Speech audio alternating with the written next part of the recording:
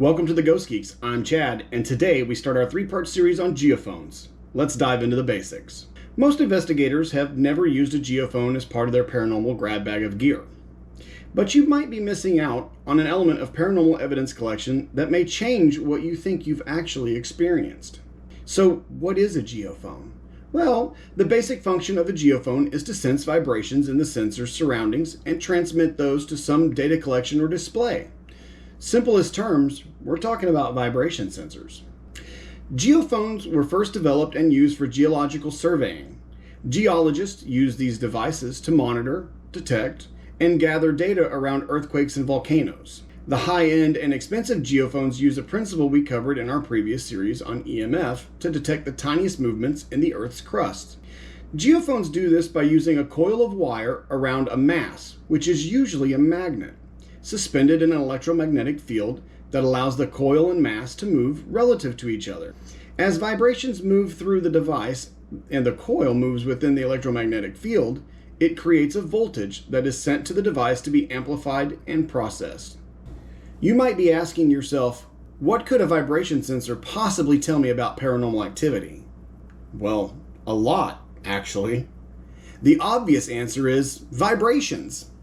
But more specifically, let's look at this often played out scenario in an investigation.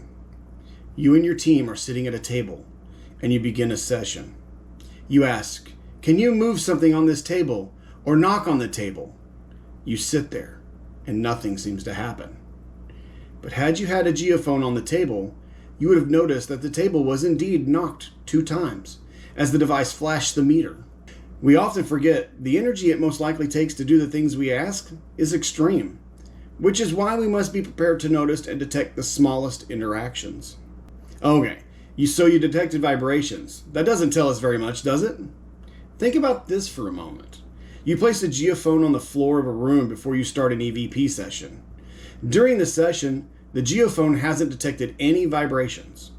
Then you hear footsteps on the wooden floors around you. A team member says they hear it too and mention it sounds like boots. Yet the geophone still shows nothing. What did you just learn about the phenomenon you just experienced?